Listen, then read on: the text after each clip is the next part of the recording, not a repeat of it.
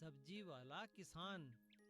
एक गांव में एक छोटा किसान माधव रहता था। उसका एक छोटा सा खेत था जिसमें वह सब्जियां उगाता था। वो हमेशा अपने खेत में देसी खाद ही डालता था। उसने कभी भी रासायनिक खाद का इस्तेमाल नहीं किया। इसीलिए उसके खेत में काफी कम सब्जियां होती थी, मगर वह सब्जियां बहुत ही स्वादिष्ट होती थी। वही सब्जियां वह गांव में बेचकर अपना गुजारा भी करता था। एक दिन माधव का दोस्त गगन उससे मिलने आया। माधव, तुम्हारा खेत तो काफी बड़ा है, पर इसमें सब्जियां इतनी कम क्यों हैं? गगन, मैं अपने खेत में पूरी मेहनत से काम करता हूँ, पर फिर भी फसल कम होती है, न जाने क्यों। लगता है तुमने खेत में कीटनाशक और रासायनिक खाद नहीं डाले। नहीं भाई, मैंने तो कभी नहीं डाले। सुना है उनसे काफी नुकसान होता है। अरे नहीं भाई, ऐसा नहीं है। सभी किसान यही डालकर तो अपनी फसल बढ़ाते हैं, तुम भी ऐसा ही करो। गगन की बात मान माधव ने भी अपने खेत में कीटनाशक और रासायनिक खाद डालने शुरू किए। अब उसकी फसल भी अधिक होने लगी और उसका मुनाफा भी बढ़ गया। एक दिन माधव को घर से फोन आया कि उसका बेटा बीमार पड़ गया है। जब वो अस्पताल पहुंचा तो डॉक्टर ने कहा, लगता है तुम्हारे बेटे ने कोई जहरीली चीज खाई है, इसीलिए यह बीमार हुआ है। लेकिन डॉक्टर साहब, मेरा बेटा तो घर का ही बना खाना खाता है और सब्जियां भी अपने ही खेत की हैं।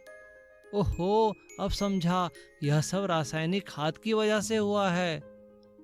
अब माधव समझ गया कि कीटनाशक और रासायनिक खाद से ही उसका बेटा बीमार पड़ा है। उस दिन के बाद से माधव ने कभी खेत में कीटनाशक और रासायनिक खाद नहीं डाले। अब वह पहले की तरह ही देसी खाद डालने लगा और फिर से उसके खेत में स्वादिष्ट सब्जियां उगने लगी। सीख: लालच में आकर किसी की सेहत से खेलना ठीक नहीं है। गन्ने का रस। एक गांव में राम कुमार नाम का एक व्यक्ति रहता था। वो गन्ने का रस बेचता था। उसके गन्ने का रस बहुत ही मीठा और स्वादिष्ट होता था, पर वह खुद बहुत ही कड़वा बोलने वाला और झगड़ालू व्यक्ति था। राम कुमार, तुम्हारे दुकान के गन्ने का रस पीने में बहुत मजा आता है। हाँ हाँ, ठीक है, सभी लोग यह कहते हैं, इसमें नया क्या है? राम कुमार हमेशा परेशान रहता था। ओह, इन ग्राहकों ने तो नाक में दम कर दिया है, थोड़ी भी देर चैन से नहीं बैठने देते। अरे भाई राम कुमार, कहाँ हो? बोलो, क्या बात है? तुमने इस बार भी मेरा कर्जा नहीं चुकाया और ब्याज भी देर से देते हो। हाँ हाँ, तो क्या हुआ, देता हूँ ना। इसमें इतना क्यों सुना रहे हो? मैं तुम्हारे पैसे चुका दूंगा। तुम हर बार यही कहते हो। देखो, मुझे जल्दी से पैसे लौटा दो वरना। हाँ हाँ, क्या वरना? क्या कर लोगे? मुझे धमकी देते हो? तो लो, मैं आज से तुम्हारे पैसे चुकाने से मना करता हूँ। देख लूंगा कैसे नहीं दोगे। अभी हंस रहा हूँ, फिर आऊंगा। ओह, मेरा तो दिमाग ही खराब कर दिया। तभी उसकी दुकान पर एक मंत्री आए। राम कुमार, तुम्हें राजा ने याद किया है।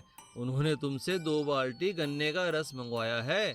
कल दोपहर से पहले रस लेकर पहुंच जाना। हाँ हाँ, पहुंचा दूंगा।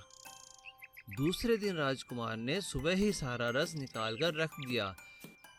फिर वो शंभू गाड़ी वाले का इंतजार करने लगा, जिसमें रखकर वो रस राजमहल पहुंचाता है। जब तक शंभू आएगा मैं घर जाकर खाना खा लेता हूँ, फिर शंभू के साथ रस को लेकर राजमहल जाऊंगा। थोड़ी ही देर बाद जब राजकुमार वापस आता है तो देखता है दोनों बाल्टी रस गायब है। अरे यह क्या, रस कहाँ चला गया? वो निराश होकर शंभू के साथ राजमहल की ओर चल पड़ता है और वहां जाकर सारी बात मंत्री को बताता है।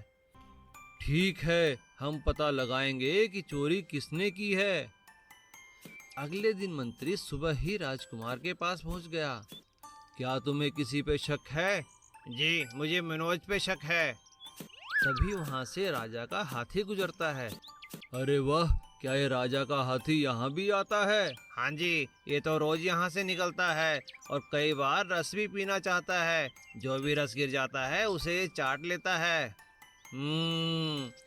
तो लगता है कल भी इसने ही रस पिया है। हाँ, लगता है आप ठीक कह रहे हैं। मैंने अपने गुस्से की वजह से ध्यान नहीं दिया कि हाथी भी यहाँ से गुजरता है। मैं तो यूं ही मनोज पर शक कर रहा था। गुस्से में हम अपने अच्छे संबंधों को भी बिगाड़ लेते हैं। लस्सी का ठेला। एक दफ्तर के बाहर एक आदमी गोपाल लस्सी बेचता था। सभी आसपास के दफ्तरों से लोग उसके पास लस्सी पीने आते थे। गोपाल अपने आलस के चलते लस्सी के लिए दही खुद नहीं बनाता था। वो एक दूध बेचने वाले रघु से दही खरीदता था। रघु कभी उसे अच्छा दही देता तो कभी खट्टा दही देता। एक दिन गोपाल ने रघु से कहा, अरे रघु, यह क्या, कल तुमने बहुत खट्टी दही बनाई थी। इस तरह तो मेरे सभी ग्राहक भाग जाएंगे। मुझे मीठे दही से लस्सी बनानी पड़ती है, जरा सुधर जाओ।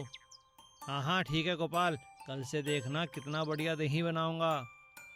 रघु खुद भी बहुत आलसी था और हमेशा जल्दबाजी में ही दही जमाता था। एक दिन गोपाल लस्सी बना रहा था। अरे भाई गोपाल, कैसी लस्सी बनाते हो? ऐसी गंदी लस्सी तो कोई नहीं पिएगा। मैं भी अब लस्सी पीना छोड़ दूंगा। छी छी छी छी। क्या करूं भाई, बहुत मेहनत से लस्सी बनाता हूं। लगता है अब अपना दही भी खुद ही जमाना पड़ेगा। माफ करना सर। उस दिन के बाद से गोपाल ने रघु से दही लेना बंद कर दिया और अपनी लस्सी के लिए खुद ही दही जमाने लगा। अच्छे दही की लस्सी बनाने के कारण उसके ग्राहकों की संख्या बढ़ गई। अरे गोपाल, तुम्हारी लस्सी तो बहुत स्वादिष्ट है। मैं अपने दोस्तों को भी कल लेके आऊँगा। हाँ हाँ ठीक है गोपाल, देखो आज मेरा दोस्त भी लस्सी पीने आया है। चलो बनाओ लस्सी जल्दी। काश मैं पहले समझ जाता तो मेरा काम पहले से ही काफी अच्छा हो जाता।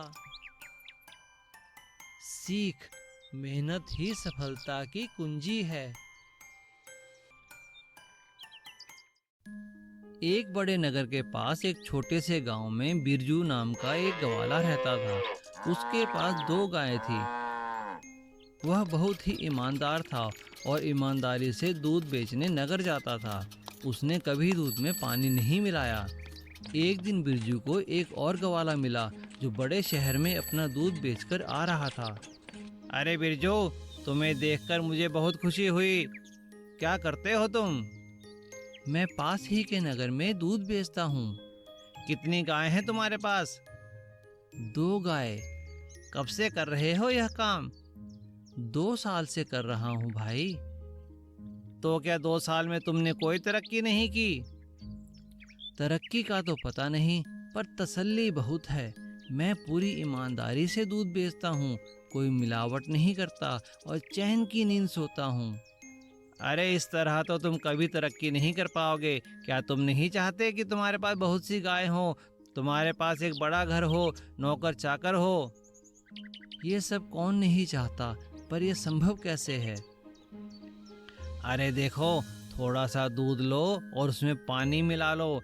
आजकल सब यही करते हैं। आज के जमाने में असली दूध पचता किसको है? हाँ, मैं कुछ समझ रहा हूँ। तुम ठीक कह रहे हो। आजकल किसी को असली दूध नहीं पचता। मुझे तुम्हारी बात मान लेनी चाहिए, तभी मैं तरक्की कर पाऊंगा। अगले दिन बिरजू ने भी दूध में पानी मिलाना शुरू किया और नगर में बेच आया। इससे उसने ज़्यादा पैसे कमा लिए। अरे वाह, आज तो मैंने 100 रुपये अधिक कमाए। मज़ा आ गया। और इस तरह लालच में आकर बिरजू दूध में खूब पानी मिलाता और उसे बेचने लगा। पर एक एक करके उसके ग्राहक कम होते चले गए। अरे आज भी दूध बच गया। अब कैसे कमाई करूं? मैं जितना पानी रोज मिलाता हूं उतना ही दूध बच जाता है। पिताजी से पूछता हूं कि क्या करूं। और बिरजू ने सारी बात अपने पिता को बताई। बेटा, इस तरह किसी की बातों में आकर अपना व्यापार खराब नहीं करना चाहिए। बेईमानी करके कोई खुश नहीं रह सकता। अब तुम कल से ईमानदारी से ही अपना काम शुरू करो और बिना मिलावट के दूध बेचो। ठीक है पिताजी।